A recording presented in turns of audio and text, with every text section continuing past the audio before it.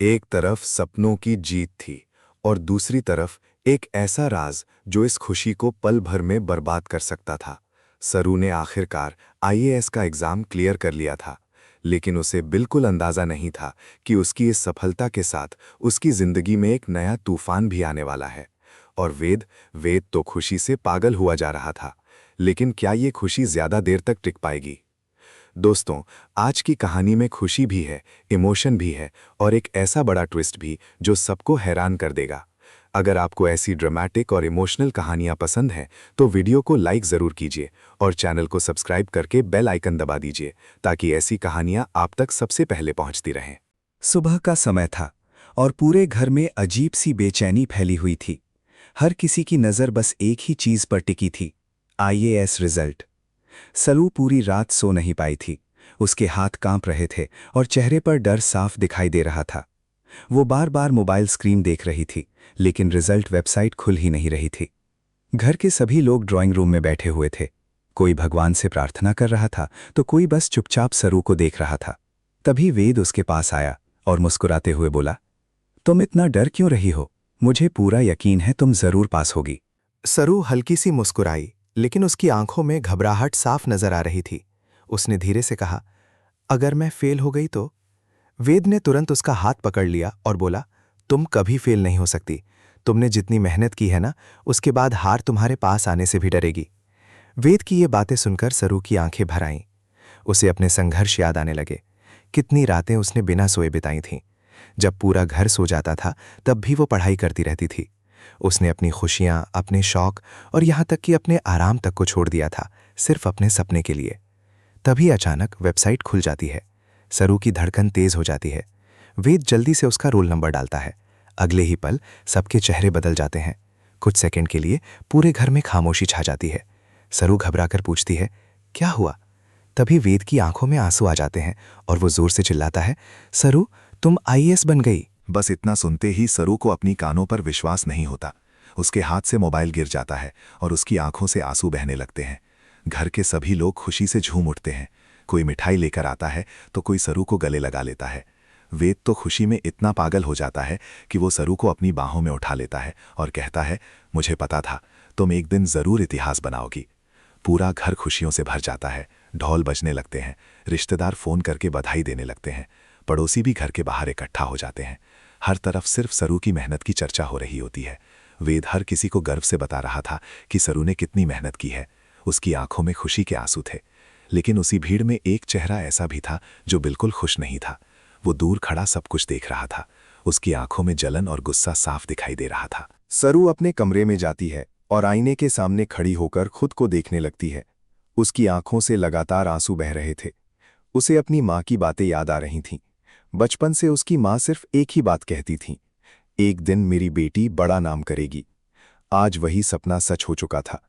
तभी वेद कमरे में आता है और उसके हाथ में एक छोटा सा गिफ्ट होता है। सरू हैरानी से पूछती है, ये क्या है? वेद मुस्कुराते हुए कहता है, तुम्हारी मेहनत का पहला इनाम। जैसे ही सरू गिफ्ट खोलती है, उसमें एक खूबसूरत पेन होता है। वेद धीरे से कहता है, अब इसी पेन से तुम लोगों की किस्मत बदलने वाले फैसले लिखोगी। वेद की ये बात सुनकर सरू भावुक हो जाती है और उसे गले लगा लेती है। दोस्तों, अगर आपको भी लगता है कि मेहनत और सच्ची लगन कभी बेकार नहीं जाती, तो अभी वीडियो को लाइक कीजिए और कमेंट में ज़रूर बताइए कि सरू की सफलता ने आपको कितना इमोशनल किया। और ऐसी ही शानदार कहानियों के लिए चैनल को सब्सक्राइब करना बिल्कुल मत भूलिए। शाम होते होते मीडिया वाले भी घर पहुंच जाते हैं। हर कोई सरू का इंटरव्यू लेना चाहता था। कैमरों की तेज रोशनी देखकर सरू थोड़ी नर्वस हो जाती है, लेकिन वेद उसका हौसला बढ़ाता है। एक रिपोर्टर पूछता है, आप अपनी सफलता का श्रेय किसे देना चाहेंगी? सरू एक पल के लिए वेद की तरफ देखती है और मुस्कुराकर कहती है, अगर किसी ने हर मुश्किल वक्त में मेरा साथ दिया है तो वो वेद है। ये सुनते ही वेद की आंखें नम हो जाती हैं। लेकिन तभी कहानी में आता है सबसे बड़ा ट्विस्ट। भीड़ में खड़ा एक आदमी चुपके से किसी को फोन करता है और कहता है, सरू आईएएस बन गई, अब जल्दी कुछ करना पड़ेगा वरना सब हाथ से निकल जाएगा। उसकी आवाज में डर भी था और गुस्सा भी। ऐसा लग रहा था जैसे सरू की सफलता किसी के लिए सबसे बड़ी परेशानी बन चुकी हो। रात को जब सभी लोग जश्न मनाने में व्यस्त होते हैं, तब सरू अकेले बालकनी में खड़ी आसमान को देख रही होती है। वेद उसके पास आता है और कहता है, आज तुमने सबका सिर गर्व से ऊंचा कर दिया। सरू मुस्कुराती है, लेकिन फिर अचानक गंभीर होकर कहती है, पता नहीं क्यों मुझे लग रहा है कि यह खुशी ज्यादा देर तक नहीं टिकेगी। वेद हंसते हुए कहता है, जब तक मैं तुम्हारे साथ हूं तुम्हें कोई छू भी नहीं सकता। लेकिन उसी पल नीचे से किसी चीज के टूटने की तेज आवाज आती है। दोनों घबराकर नीचे देखते हैं।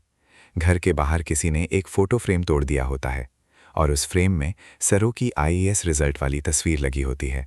रात का माहौल अचानक डर और बेचैनी से भर जाता है। नीचे टूटा हुआ फोटो फ्रेम देखकर घर के सभी लोग घबरा जाते हैं। वेद तुरंत बाहर भागता है, लेकिन वहां कोई दिखाई नहीं देता। सड़क पूरी खाली थी, सिर्फ ठंडी हवा चल रही थी और जमीन पर बिखरे हुए कांच चमक रहे थे। सरू भी धीरे धीरे नीचे आती है। उसकी नज़र जैसे ही अपनी टूटी हुई तस्वीर पर पड़ती है, उसका दिल जोर से धड़कने लगता है। उसे ऐसा महसूस होता है जैसे कोई उसकी खुशी से नफरत कर रहा हो। घर के बड़े लोग तुरंत कहने लगते हैं कि शायद किसी बच्चे की गलती होगी, लेकिन वेद को ये बात बिल्कुल भी सामान्य नहीं लग रही थी। वो बार बार आसपास देखने लगता है जैसे उसे किसी पर शक हो। तभी उसकी नज़र सड़क के कोने पर खड़ी एक काली गाड़ी पर जाती है। कुछ सेकंड बाद वो गाड़ी तेजी से वहां से निकल जाती है। वेद उसे रोकने की कोशिश करता है, लेकिन तब तक बहुत देर हो चुकी होती है। सरू डर जाती है। वो धीरे से कहती है, मुझे अच्छा नहीं लग रहा वेद, ऐसा लग रहा है कोई हमें देख रहा है। वेद तुरंत उसे अंदर ले जाता है और कहता है, तुम बेकार में डर रही हो, शायद किसी को तुम्हारी सफलता से जलन हो रही हो। लेकिन अंदर ही अंदर वेद खुद भी परेशान हो चुका था। उसे समझ नहीं आ रहा था कि आखिर कौन सरू की खुशी खराब करना चाहता है। उसी रात जब सब लोग सो जाते हैं, तब सरू अपने कमरे में अकेली बैठी होती है। उसके सामने वही आईएएस का रिजल्ट खुला होता है। वो बार बार स्क्रीन को देखकर मुस्कुरा रही थी, लेकिन उसके मन में डर भी बढ़ता जा रहा था। तभी अचानक उसके फ़ोन पर एक अनजान नंबर से मैसेज आता है। मैसेज पढ़ते ही उसके चेहरे का रंग उड़ जाता है। उसमें लिखा होता था, ये जीत ज़्यादा दिन की नहीं है। सरू के हाथ कांपने लगते हैं। वो तुरंत वेद को फ़ोन करती है। वेद भागकर उसके कमरे में आता है। सरू डरते हुए उसे मैसेज दिखाती है। मैसेज पढ़ते ही वेद का चेहरा भी गंभीर हो जाता है। वो तुरंत नंबर पर कॉल करता है, लेकिन फ़ोन स्विच ऑफ आता है। सरू की आंखों में डर साफ दिखाई दे रहा था। वो कहती है, कौन कर रहा है ये सब? वेद उसे शांत करने की कोशिश करता है, लेकिन अब उसे भी लगने लगा था कि मामला बहुत बड़ा है। अगली सुबह घर का माहौल पूरी तरह बदल चुका था। कल जहां खुशियां थीं, आज वहां डर और तनाव था। फिर भी सरू खुद को मजबूत दिखाने की कोशिश कर रही थी। मीडिया वाले लगातार घर के बाहर खड़े थे। हर कोई सरू की एक झलक पाना चाहता था। तभी एक बड़ी न्यूज़ चैनल की टीम लाइव इंटरव्यू के लिए आती है। सरू कैमरे के सामने बैठती है, लेकिन उसका ध्यान बार बार इधर उधर जा रहा था। उसे ऐसा लग रहा था जैसे कोई लगातार उसे देख रहा हो। इंटरव्यू शुरू होता है। रिपोर्टर मुस्कुराते हुए पूछता है, आज लाखों लड़कियां आपको प्रेरणा मान रही हैं, आप उन्हें क्या कहना चाहेंगी? सरू जवाब देने ही वाली होती है कि तभी अचानक पीछे खड़ा एक आदमी जोर से चिल्लाता है, यह सब झूठ है। सब लोग चौंक जाते हैं। कैमरे उसी आदमी की तरफ घूम जाते हैं। वो आदमी गुस्से में सरू की तरफ उंगली दिखाते हुए कहता है, इसकी सफलता के पीछे एक बड़ा राज छुपा है। ये सुनते ही वहां मौजूद हर इंसान हैरान रह जाता है। वेद तुरंत उस आदमी के पास जाता है और गुस्से में पूछता है, क्या बकवास कर रहे हो? लेकिन वो आदमी हंसने लगता है। उसकी हंसी सुनकर सरू घबरा जाती है। वो आदमी कहता है, जिस सच को तुम सब छुपा रहे हो वो बहुत जल्द सबके सामने आने वाला है। इतना कहकर वो अचानक वहां से भागने लगता है। वेद उसके पीछे दौड़ता है, लेकिन भीड़ का फायदा उठाकर वो आदमी गायब हो जाता है। मीडिया वालों के कैमरे लगातार रिकॉर्डिंग कर रहे थे। कुछ ही मिनटों में ये खबर हर जगह फैल जाती है कि सरू की सफलता पर सवाल उठाए जा रहे हैं। घर लौटने के बाद सरू पूरी तरह टूट जाती है। वो रोते हुए कहती है, मैंने इतनी मेहनत की, फिर लोग ऐसा क्यों बोल रहे हैं? वेद उसे संभालता है और कहता है, तुम्हें किसी को सफाई देने की जरूरत नहीं है। सच हमेशा सच रहता है। लेकिन सच ये था कि अब हालात हाथ से निकलते जा रहे थे। उसी शाम घर के बाहर कुछ लोग विरोध करने लगते हैं। कोई कह रहा था कि जांच होनी चाहिए, तो कोई सरू के खिलाफ नारे लगा रहा था। ये सब देखकर परिवार के लोग डर जाते हैं। सरू की मां रोने लगती हैं। उन्हें समझ नहीं आता कि अचानक सब कुछ इतना खराब कैसे हो गया। तभी कहानी में एक और बड़ा मोड़ आता है। वेद को पता चलता है कि जिस आदमी ने इंटरव्यू के दौरान हंगामा किया था, उसका संबंध सरू के पुराने कॉलेज से है। ये सुनते ही वेद को शक होने लगता है कि मामला सिर्फ जलन का नहीं, बल्कि किसी बड़ी साजिश का हिस्सा है। वो तुरंत सच पता करने का फैसला करता है। रात को वेद अकेले उस आदमी के बारे में जानकारी निकालने निकलता है। काफी देर बाद उसे पता चलता है कि वो आदमी पिछले कई दिनों से सरू पर नजर रख रहा था।